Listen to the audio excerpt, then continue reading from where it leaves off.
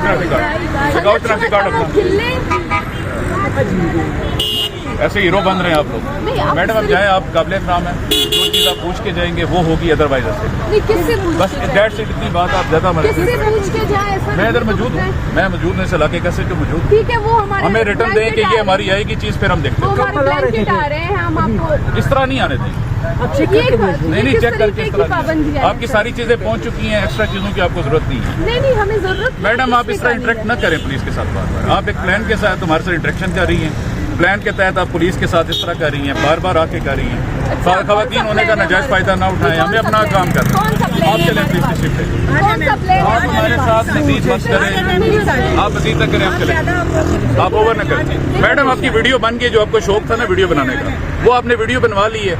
हम इधर खड़े, आपको वीडियो बनाने का शौक है, आप चली जाए, हमारे काम में मुदाखलत करें। 15 सालों से आप अंदर जाके करें ना, ये बार बार फोर्सेस के साथ इंटरेक्शन, फोर्सेस को धिक्के मार दें।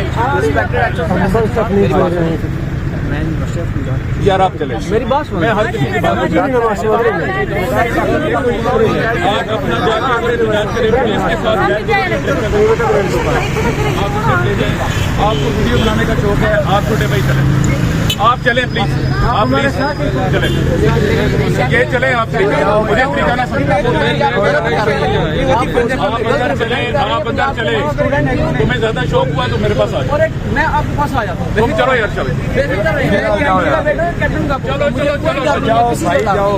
लाई गई है और हर तरीके से यहाँ पर हमारे लिए पाबंदियाँ क्रिएट की जा रही है। मीडिया चाहते क्या है ये इस्लामाबाद दिखाते हैं, फ्री हो जाए कार्ड दिखाते हैं। देखिए, वो जो पहले दिन से नजर आ रही है हमारे पुरअमन आवाज को दबाने की, रोकने की।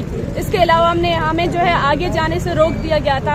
हम एक पीस वॉक करना चाह रहे थे, वो पीस वॉक तक हमें उसके लिए भी इजाजत नहीं दी गई। हम पुरअमन तरीके से 10 दिनों से यहाँ पर बैठे हैं।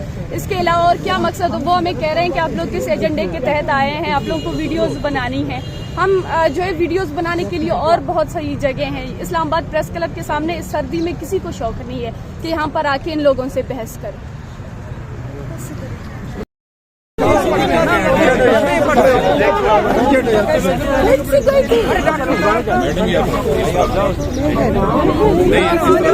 गरीब की मदद करने में मैडम इधर स्पोर्टिंग तकलीफ की बात नहीं है, हमें कोई पता नहीं है कि आप कौन लेके आए, सामान में क्या, हम इस तरह नहीं जानते।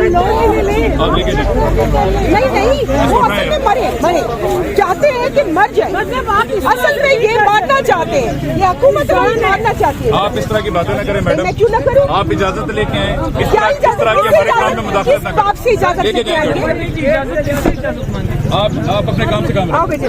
तुम कौन हो भाई, तुम कौन हो भाई, तुम मेरे काम में क्यों मुदाखलत कर रहे हो? उधर जाए, अपना जाए उधर, पीछे करो, इन्होंने पीछे करो, लेके जाइए। ये कोई तरीका नहीं है कि हमें क्या पता है सामान में क्या है क्या नहीं। नहीं चेक नहीं, आप लेके जाए प्लीज, सामान लेके आए। मैडम इस तरह नहीं हो सकता, आप तशरीफ ले, हम जवाब दे अल्लाह को भी हैं और अब कानून को भी हैं, ठीक है? आप दे जाए, तशरीफ ले जाए। गाड़ियाँ आगे करो। में जो सूरत हाल है वो आपके सामने है। सीनियर सेनेटर पाकिस्तान तहरीक इंसाफ के पहले उनके साथ एक मामला हुआ, आज़म सवाती साहब के साथ। आज फिर जमशेद दस्ती की जिस तरह की वीडियो सामने आई, जो इल्ज़ामात उन्होंने लगाए, क्या लगता है कि इस मुल्क में क्या होने जा रहा है, क्या डायरेक्शन है हमारी और क्या नतीजा आप देख रहे हैं इस सब का, ये जो फोर्स तरीके से मामलात किए जा रहे हैं? देखिए, मैं स्पेसिफ़िक केसेस के बारे में तो हम बात नहीं करेंगे, मगर हम ये ज़रूर कहेंगे कि जो नॉमिनेशन पेपर्स जिन लोगों के रिजेक्ट हुए, उनकी कोई बात समझ में नहीं आई कि क्यों हुए। फ्लिम्जी ग्राउंड्स के ऊपर हुए, हमने ये भी देखा। फिर हमने देखा कि कुछ ऐसे लोग थे जो मुंसलिक थे कलदम तंजीमों के साथ, उनके पेपर्स जो हैं वो सुनाए एक्सेप्ट हो गए हैं।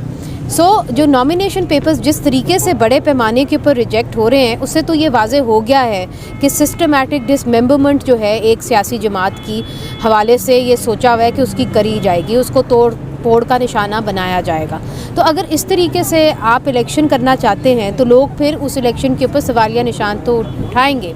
इलेक्शंस अपने वक्त पे होना बहुत ज़रूरी हैं, क्योंकि इस मुल्क के जितने गंभीर मसले हैं, जहां हम खड़े हुए हैं, जहां पे इतनी बड़ी तादाद में हर इंसान ने, हर बलोच ने एक तस्वीर उठाई हुई है कि मेरा प्यारा तो ला दो, मुझे वापस दिला दो। आज 1 जनवरी है, एक नया साल शुरू हो गया है, हम सब अपने प्यारों के साथ, ख़ानदानों के साथ मिल के गुजारते हैं। आज ये बेचारी औरतें ठंड में यूँ बैठी हुई हैं अपने अपने प्यारों की तस्वीर लेके।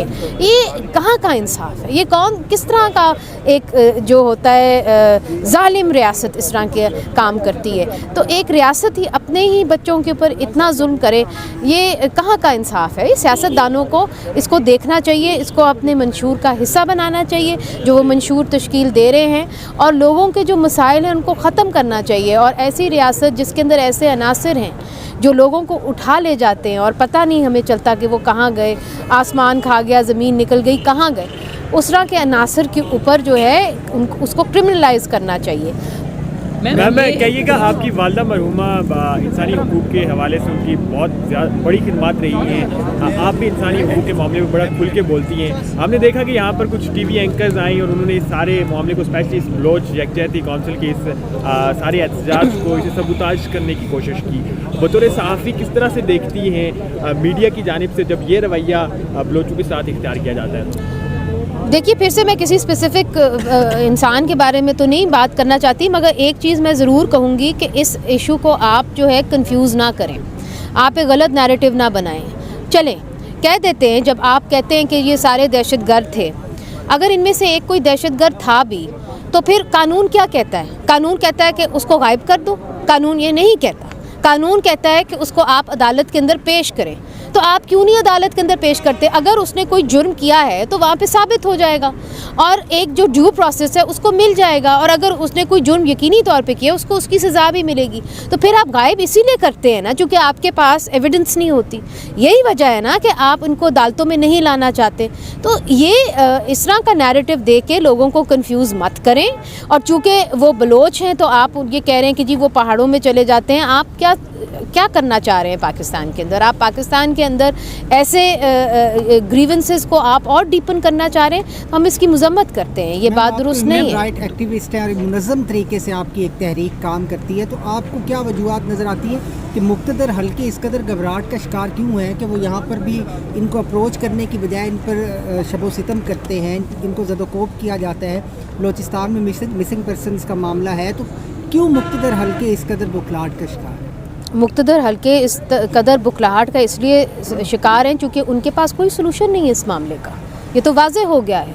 उन्होंने एक मसला खड़ा कर दिया है जिसका उनके पास कोई हल ही नहीं है और ना ही वो हल की तरफ जाना चाह रहे हैं। और यही वजह है कि ना वो बात करना चाह रहे हैं संजीदगी से, ना उनके पास वो अंडरस्टैंडिंग है समझने का कि इशू क्या है, ना ही वो सियासी लोग हैं और ना ही वो सियासी हल निकाल सकते हैं। अगर इसका कोई सियासी हल निकाल सकते हैं तो वो सियासतदान हैं, मगर अगर आप सियासतदानों के भी हाथ पकड़ लेंगे और पाँव बांध देंगे तो फिर वो किस किस्म का हल यहाँ पे निकालेंगे? तो खुदारा अभी भी वक्त है, कोई होश के नाखून लें। पाकिस्तान कोई छोटा मोटा मुल्क नहीं है, बहुत बड़ा मुल्क है। अगर आपने इतने बड़े मुल्क का ये हशर करना है कि आपने गैर मुंतखब नुमाइंदों के हाथों में उसको दे देना है और फिर जो उनकी मर्ज़ी आए वो करें, तो ये हमें बिल्कुल एक्सेप्टेबल नहीं है। हम यहाँ पे तरक्की करना चाहते हैं, और अगर हम तरक्की करना चाहते हैं तो हम मुंतखब नुमाइंदों के ज़रिए करना चाहते हैं, और वो मुंतखब नुमाइंदे जो मुशावरत के साथ हमारे मसले हल करें और हमारे से बातचीत करके जो है अवाम के साथ बराह रास्त बातचीत करके मसाइल का हल ढूँढें। चलें।